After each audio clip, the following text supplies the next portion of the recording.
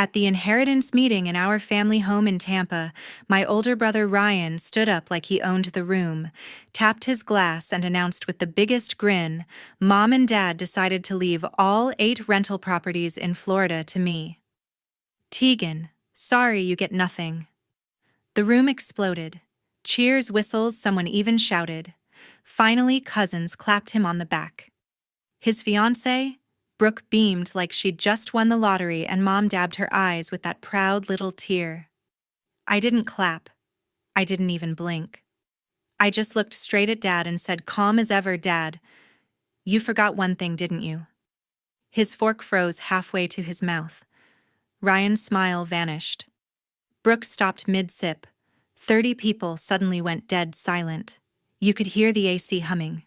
And in that single second, every single person in that room knew the script they'd rehearsed for months was about to burn.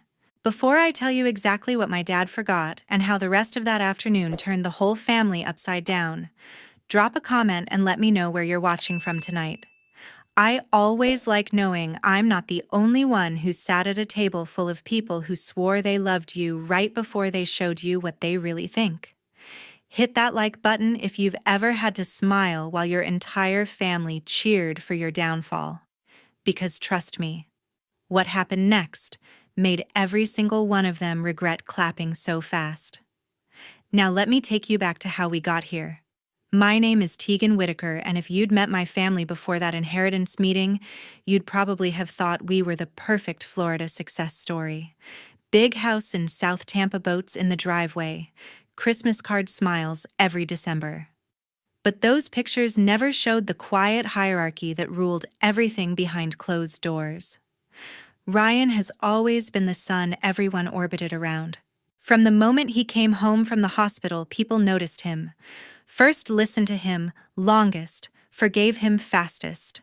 Little league coach, high school quarterback, the son who stayed local and helped manage Grandma Margaret's rental properties the second he graduated. Every family barbecue ended with someone slapping his back telling him he was the future of the Whitaker name. He soaked it up like it was oxygen. I learned early that I lived in the shade he cast. Teachers mixed up our names until Ryan corrected them with a laugh. Birthdays meant his cake first, his gifts opened loudest, his stories retold at the table while mine stayed folded inside me. When I asked for extra math tutoring in middle school, Mom sighed that money was tight because Ryan needed new cleats. When I got accepted to the University of Georgia on a full scholarship, Dad's only comment was, "Guess someone has to leave Florida." So I did. The day I turned 22, I packed everything I owned into my beat-up Civic and drove north on I-75 until Tampa was just aglow in the rearview mirror.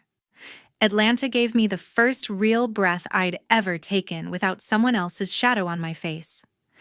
I started as a junior analyst at a commercial real estate firm downtown, crunching numbers on apartment complexes and strip malls, learning how deeds work, how trusts work, how ownership can be moved quietly and permanently when someone knows what they're doing. I still came home, but only when Grandma Margaret asked. She was the one person who never compared me to Ryan, never asked why I couldn't just be happy here, like your brother.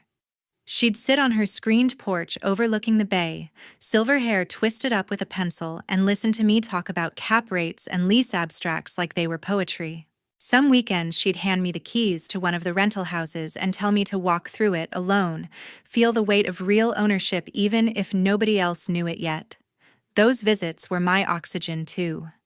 She never once called me the smart one or the independent one the way relatives did when they wanted to sound nice.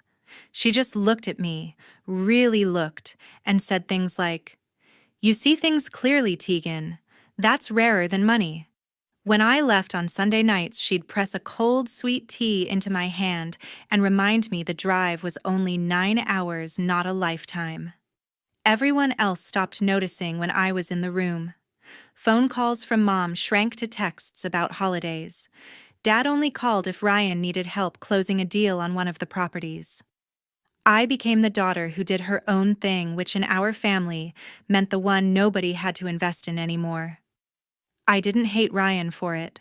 Hate would have required energy I refused to give. I just accepted the rules. The way you accept humidity in July. You dress lighter. You keep moving. You don't waste breath complaining. Atlanta promoted me to senior property analyst 2 years ago. I bought a small condo in Midtown, filled it with plants that actually lived because nobody else was there to forget watering them, and built a life where my value wasn't measured against someone else's spotlight. The only tether left was Grandma Margaret.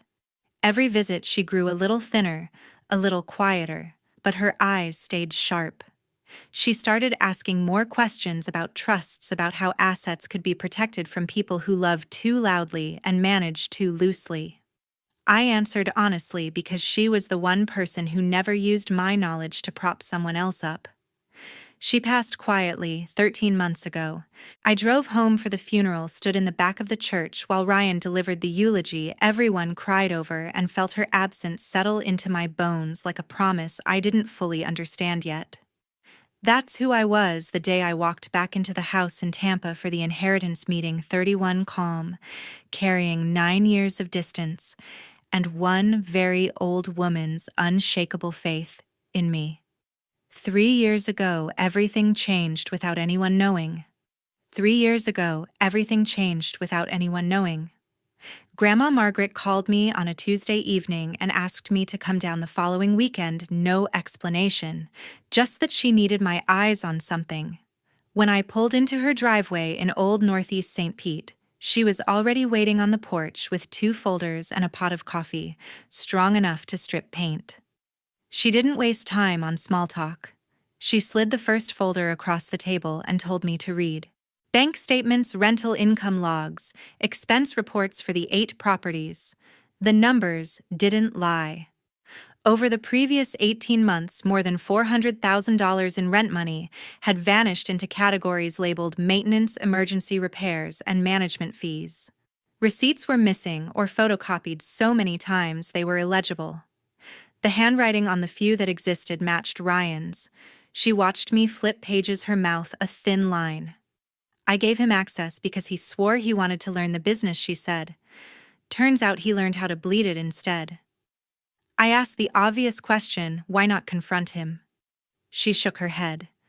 Because your parents would defend him. Say boys will be boys. Promise he'll pay it back someday. By the time someday comes, there'll be nothing left to pay back. That was the moment she opened the second folder. Inside were draft documents, a revocable living trust, naming her as trustee for life, and upon her passing, me as sole successor trustee and beneficiary of every single rental property, plus 8 quitclaim deeds ready to transfer title immediately. All she needed was my signature and 2 witnesses. She explained it like she was reading the weather. A living trust avoids probate, keeps everything private, no public filings until she's gone. Quitclaim deeds move ownership instantly and quietly. Once recorded, they're ironclad. The notary she trusted was coming Monday morning. No lawyers in the family would ever see the paperwork unless she wanted them to. I asked why me. She looked out at the water and answered without hesitation. Because you understand what these houses actually are, 32 families who pay rent on time so their kids can stay in the same school. You won't gamble that away on boats or parties or whatever new toy catches his eye this month. I tried to argue that Ryan would lose his mind when he found out. She cut me off. He doesn't get to find out until it's too late to undo. That's the whole point. We spent the rest of the weekend going over every detail. She walked me through the trust language, showed me where to sign, made sure I understood that once the deeds were recorded at the county, the houses were legally mine, whether anyone liked it or not. She even had me initial every page, so there could never be a claim I didn't know what I was agreeing to. Monday morning, the notary arrived at 9 sharp. We signed in the dining room while the ceiling fan clicked overhead. Grandma Margaret's hand didn't shake once. When the notary left, she poured us both a finger of bourbon, even though it wasn't noon yet, clinked her glass against mine, and said, "Now it's done." And now we shut up about it. She made me swear on her parents' graves that I would never breathe a word until the day came when someone tried to take what was no longer theirs to give. I gave her my word. We burned the extra copies in the outdoor fireplace that night and watched the smoke curl up into the palms. For the next 2.5 years, nothing looked different on the surface. Ryan kept collecting rent checks and bragging about his portfolio. Mom and Dad kept praising how responsible he'd become. I kept driving down from Atlanta every couple of months, checking on tenants when Grandma asked fixing what actually needed fixing instead of inventing reasons to spend. Nobody noticed the county records now listed the owner of record as Tegan Whitaker because nobody ever bothered to look. Grandma's health started slipping faster after that. She spent more days in bed, less on the porch, but every time I visited, she asked the same question. Still our secret, I always answered yes. It became our ritual, 2 words that meant everything. The last time I saw her alive, she gripped my hand so hard her ring cut into my skin. Remember, she whispered paper beats promises every single time. Then she smiled like someone who'd just won a bet nobody else knew was on the table. 7 months ago, right after Grandma's funeral, Mom called and asked me to stay an extra day. "We need to talk about the properties," she said, voice soft, like she was breaking bad news. "Everyone's coming to the house tomorrow." I knew what that meant. The whole family circling the estate before the will was even read. I almost said no, but something in her tone sounded final, so I agreed. The next afternoon, the dining room looked like a board meeting. Dad sat at the head, sleeves rolled up, legal pad in front of him. Ryan lounged to his right, legs stretched out, already acting like the new landlord. Mom kept refilling coffee, nobody drank. A stack of documents waited in the center, crisp and official. Dad pushed the top page toward me. "It's just a simple waiver," he started. "We're keeping everything in the family, but to avoid any confusion down the road, we need you to sign that you're not expecting a share of the rentals." I glanced at the title, Waiver of Inheritance Interest, Real Property. 8 addresses listed neatly below. My pulse stayed steady. I'd seen worse surprises. Mom jumped in before I could speak. "Sweetheart, it's only paperwork. Ryan's staying here handling everything day to day. It makes sense for him to have full control. This just keeps things peaceful." Ryan smirked, spinning a pen between his fingers. "Yeah, Tegan. Nobody wants lawyers involved. Sign it and we're good." I slid the paper back an inch. "I'm not signing anything." The room temperature dropped. Dad's eyebrows shot up. Mom's hand froze on the coffee pot. Dad recovered first. "Come on, don't be difficult. This isn't about taking anything away from you. It's about clarity." I looked him straight in the eye. "I won't sign away what Grandma intended for me." Silence. Ryan stopped spinning the pen. Mom tried the emotional route. "Your grandmother wanted the family taken care of. She'd hate to see us fighting." I didn't blink. "She's not here to see anything, is she? And I'm not fighting. I'm just not giving up my rights." Dad leaned forward, voice lowering the way it used to when I was 10 and late for curfew. "Tegan, we're trying to do this the easy way. Ryan's put years into those houses." I almost laughed. Years of putting money into his own pocket, maybe. Ryan finally spoke, irritation cracking through the casual act. "You live in Atlanta. You don't even want them. Why make this hard because they're not yours to give?" I said. Mom's eyes welled up on cue. "We just want everyone happy. After everything we've been through, losing Mom?" Classic move. Bring up the recent death make. Refusal feel cruel. I stood up. "I'm sorry you're upset. But I'm not waiving anything." Dad slapped the table hard enough to rattle the cups. "This is ridiculous. You're acting like we're stealing from you." I picked up my keys. "No. I'm acting like someone who knows exactly what's hers." Ryan stood too, face red. "You're being selfish." Typical. I walked to the door and paused just long enough to deliver one line. "Selfish is thinking you can erase someone's wishes with a signature because it's convenient." Mom called after me, voice cracking. Tegan, please don't leave like this. I didn't turn around. I'll see you when you're ready to respect what Grandma actually wanted. The screen door slammed behind me. I heard Ryan mutter something about me always playing the victim, Dad telling him to calm down, Mom starting to cry for real this time. I got in my car, rolled the windows down, and let the hot Florida air hit my face the entire 9-hour drive back to Atlanta. They spent the next weeks convinced I was throwing a tantrum.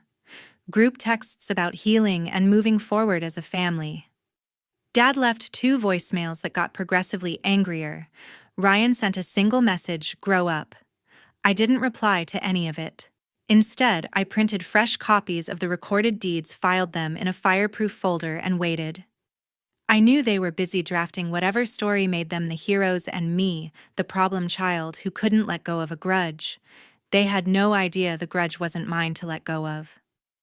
2 weeks ago, the invitation arrived in my mailbox in Atlanta. Thick cream cardstock, gold border, formal celebration of Margaret Whittaker's legacy, printed in raised lettering. Inside was a note in Mom's perfect cursive, "Please join us to honor Grandma's wishes and celebrate the future of the family properties. Saturday at 3. We've missed you." I knew exactly what it was, the victory lap they thought they'd earned. The group chat exploded the same day. Ryan posted a selfie in front of one of the rental houses with the caption, "Big things coming for the Whittaker portfolio." Brooke commented heart emojis and, "So proud of my future husband." Aunts and cousins liked every word. Someone even joked Tegan better show up this time.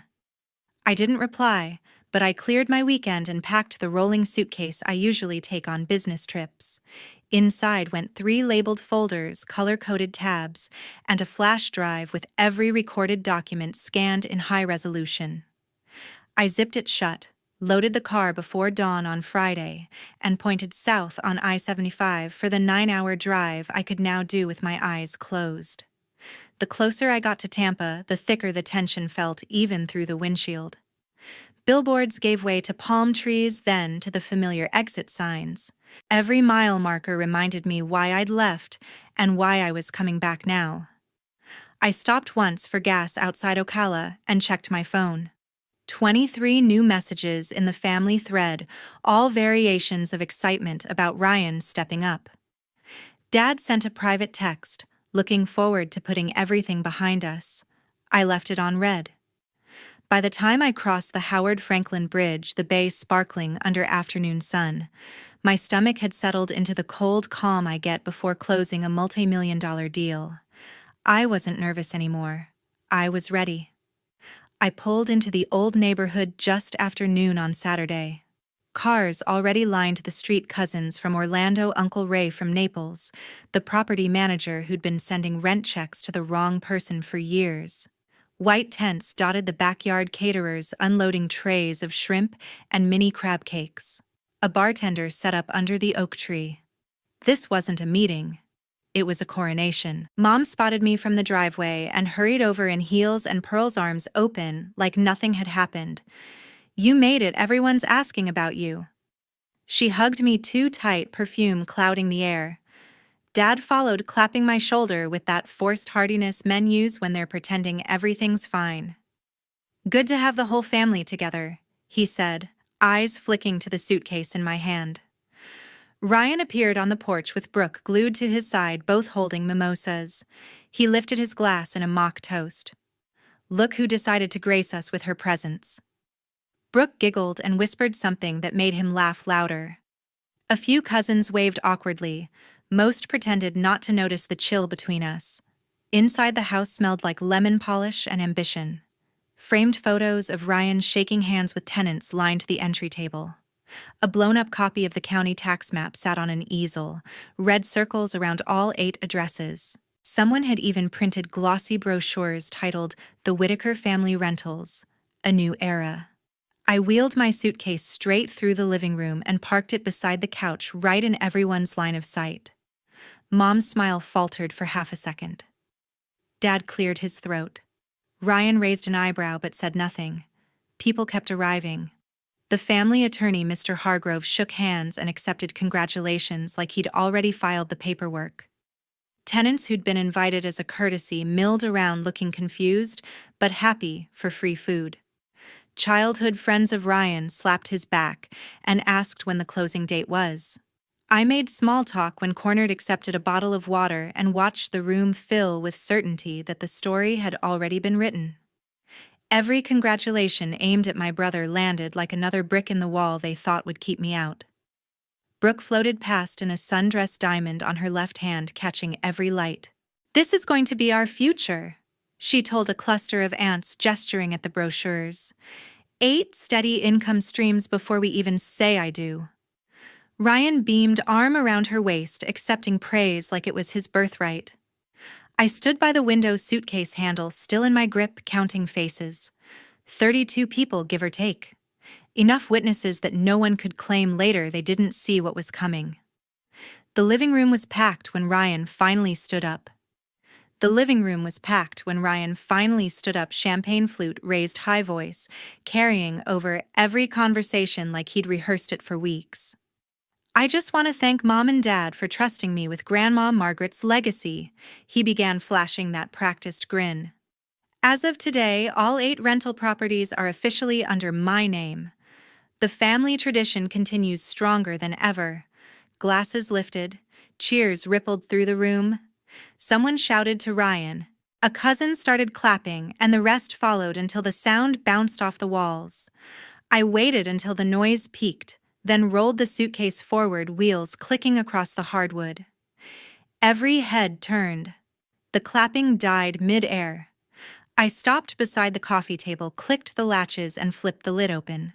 30 pairs of eyes locked on the neat stacks inside. Dad found his voice first. "Tegan, what is this?" I didn't answer him yet. I pulled out the first quitclaim deed, held it up so the notary seal caught the light, and laid it face up on the table. Then the second, third. 8 in total, each bearing Grandma Margaret's bold signature and the raised seal of the Pinellas County Clerk. Next came the revocable living trust, thick and bound successor trustee section highlighted in calm yellow. I placed it on top like a period at the end of a sentence. Only then did I look at Dad. "You really forgot this existed, didn't you?" The color drained from his face so fast I thought he might drop. Mom's hand flew to her mouth. Ryan stared at the papers like they were written in another language. Mr. Hargrove, the family attorney, stepped forward, adjusting his glasses. He picked up the trust, first flipped to the signature page, then to the schedule of assets listing every address. His fingers moved faster as he cross-checked the quitclaim deeds against the county stamps. He looked up slowly. "These are recorded," he said, voice flat. "All of them. 3 years ago. Tegan is the legal owner of record. There is no probate interest left to distribute." You could hear ice melting in forgotten glasses. Ryan lunged for the documents. "That's impossible. Grandma was sick.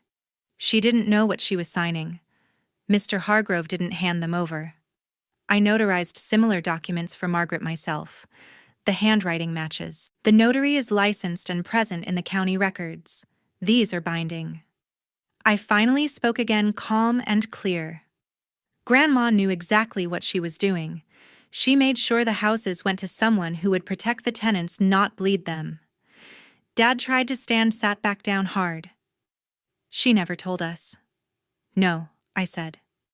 "She didn't." Ryan's face twisted. "You hid this the whole time. You let us plan everything. I let you plan what you thought was yours." I cut in. "Grandma asked me to wait until someone tried to take what she'd already given away. Today seemed like the day." Mr. Hargrove closed the trust with a soft thud that sounded final. "Legally, the matter is settled. The properties belong to Tegan. End of discussion." Aunts shifted in their chairs. Cousins exchanged glances. The property manager who'd been congratulating Ryan 5 minutes earlier now looked like he wanted to disappear into the carpet. Mom found a whisper. "How could you do this to your own brother?" I met her eyes. "I didn't do anything. Grandma did. I'm just the one following through." Ryan slammed his glass down so hard the stem snapped. Champagne pooled across the table, soaking the corner of one deed. I didn't flinch. "You think you've won?" he spat. "I didn't come here to win," I said. "I came here to make sure her wishes were respected." The room stayed frozen. No one moved to clean the spill. No one moved at all. Brooke's glass slipped from her hand and shattered on the floor. Brooke's glass slipped from her hand and shattered on the floor, champagne spraying across the shoes and ankles. She didn't bend to pick up the pieces. She just stared at me, mouth open, then at Ryan, then back at the papers.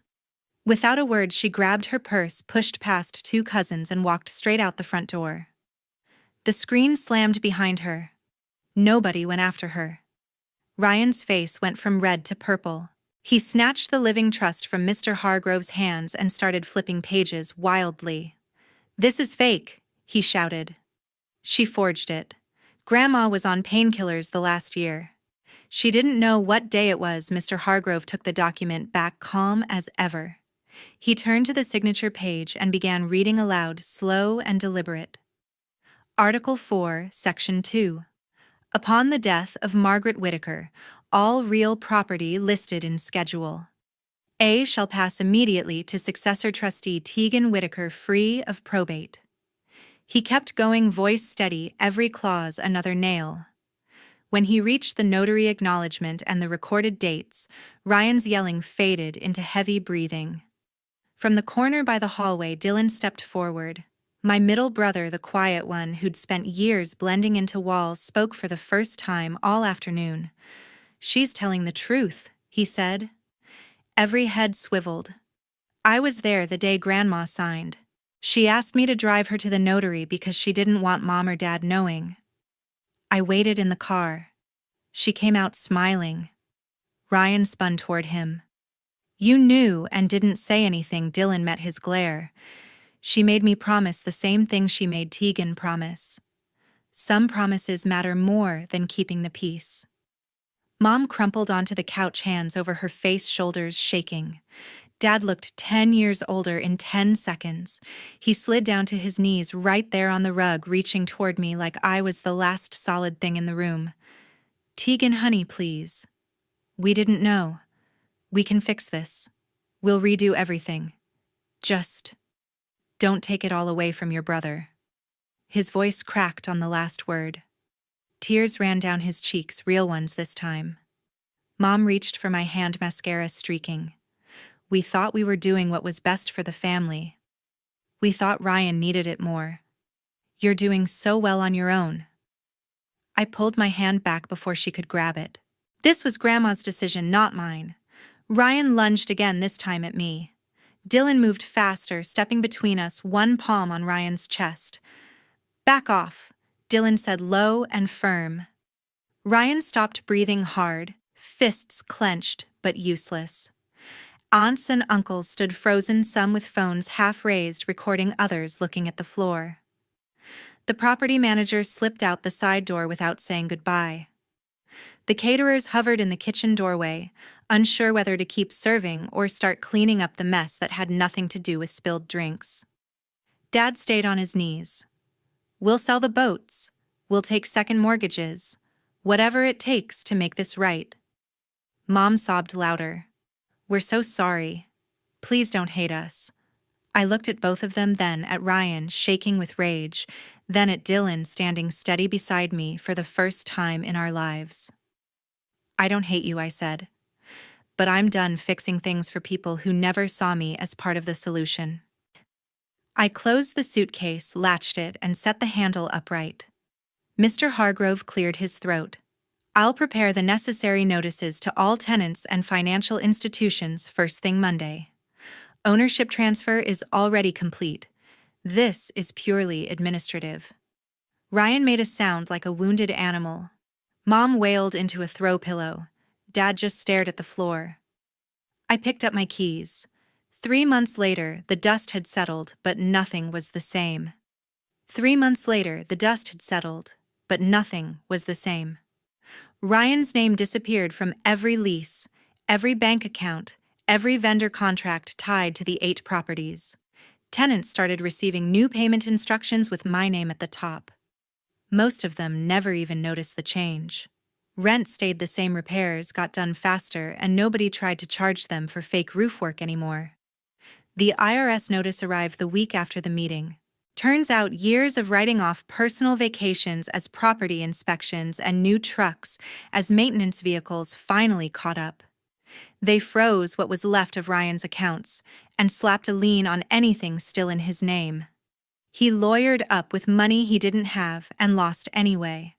The final penalty came in at just over 6 figures. He's still paying it off on a payment plan that will follow him for years. Mom and Dad put the big house on the market 30 days later. The boats went first, then the jet skis, then Mom's jewelry collection. They moved into a 2-bedroom condo near Carrollwood, with a view of a parking lot instead of the bay. Dad took early retirement because the stress gave him heart palpitations. Mom started working part-time at a boutique to cover groceries. They stopped hosting holidays. Nobody felt like celebrating. Brooke sent back the ring by mail, no note. Ryan moved into a studio apartment downtown and took a job selling cars on Dale Mabry. He still drives past the rentals, sometimes slows downstairs, then speeds off when he sees my management sign in the yard. Dylan texts me every couple of weeks. Just short check-ins. Nothing heavy. He's the only one I answer. He says the rest of the family talks about me in past tense like I died instead of Grandma Margaret. I tell him that works for me.